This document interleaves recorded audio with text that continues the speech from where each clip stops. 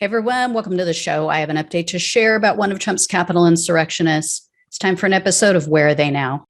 Was arrested. Patrick Montgomery was in court. Jonathan Manapa will stay in federal custody. No, I don't take responsibility at all. So 47-year-old Michigan resident Anthony Williams posted on Facebook on November 13th of 2020. He falsely claimed that the election was stolen. He blamed China, and he said that they'll, quote, pay dearly. I would give you his exact quotes, but that's part of what got me suspended from YouTube for 7 days recently. So I won't share that with you just to avoid that again. But anyway, Williams went on to encourage others to, quote, be prepared to hashtag fight back, hashtag hold the line, hashtag Trump 2020, hashtag no retreat, no surrender.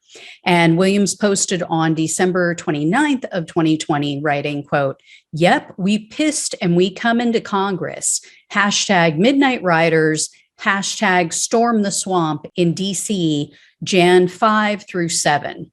He made similar comments back in November of 2020. He wrote, quote, payback is going to be a motherfucker. We coming for you, commies.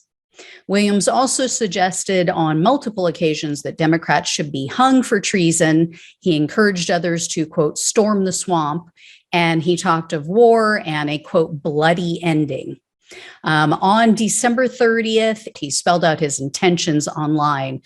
Williams stated in part, quote, most MFers won't do shit, but get online and whine. Well, fuck that. I'm heading to DC to save the Republic with all you crazy patriotic hellraisers. See you there, man. Hashtag hold the line. And then on January 6th, Williams was seen at the Capitol. He was seen on video helping others to climb up bike racks. You guys probably saw this in photos. They were using the bike racks like ladders to reach the Capitol stairs and the upper level of the Capitol. He was also one of the first people to illegally enter the Capitol after it was first breached.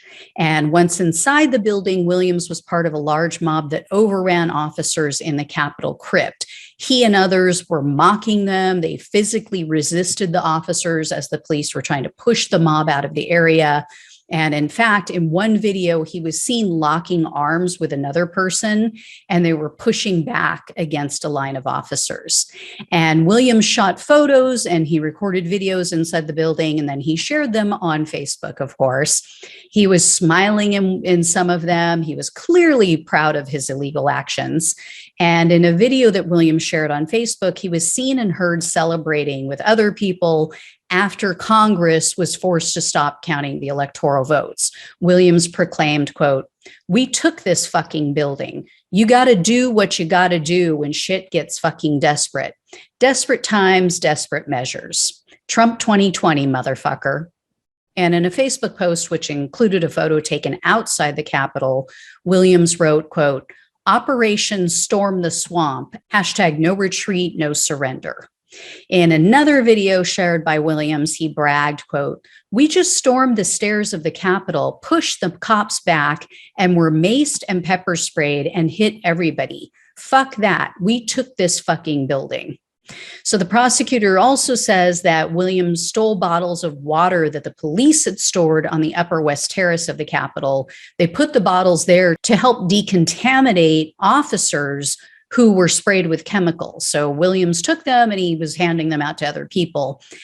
So after the Capitol attack on January 9th, Williams posted again on Facebook. He wrote, quote, Operation Swamp Storm veteran now, LOL, modern day Tea Party, was proudest day of my life, LOL. Felt like the founding fathers were smiling down on us in that room. And I guarantee my dad and Gramps, both vets, would be proud. Delusional. These people are delusional.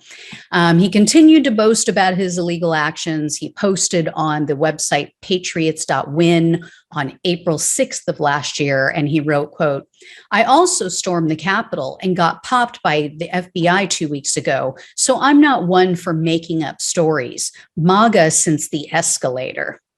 So this is after his arrest.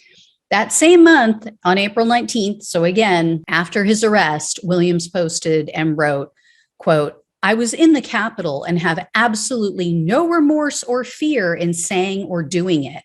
I passed through the crypt, then held the rotunda. And he put pass through in quotes.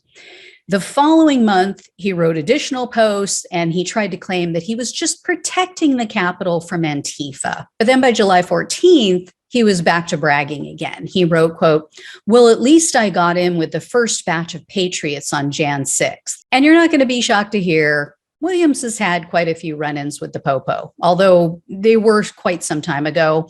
So these were between 1990 and 2008. Williams had 3 arrests as a juvenile, and then he also had 8 criminal convictions as an adult, which included charges of burglary and arson. He was also arrested in August of 2020, so right before January 6th. He apparently got into an altercation and he was yelling obscenities because he was asked to wear a mask when he was in a bar. And then they called the cops, and then the cops said that he was, quote, uncooperative and belligerent with the police officers who arrived. However, those charges were dismissed for some reason. So Williams was arrested in March of last year. He was charged with obstructing an official proceeding, entering a restricted building or grounds, 2 counts of disorderly conduct, and parading in a Capitol.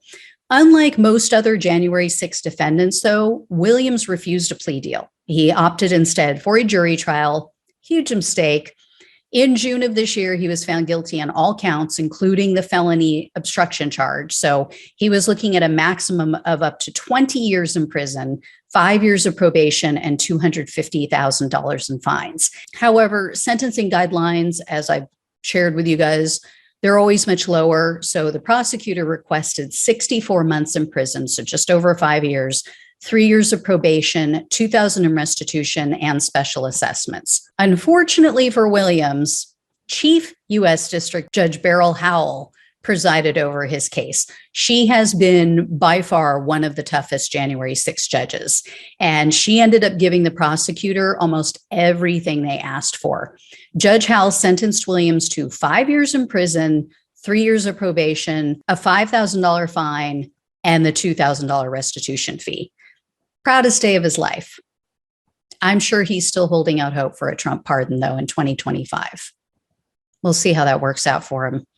Anyway, guys, if I hear more, I'll let you know. Thanks so much for watching and listening. Take care, and I'll talk with you soon.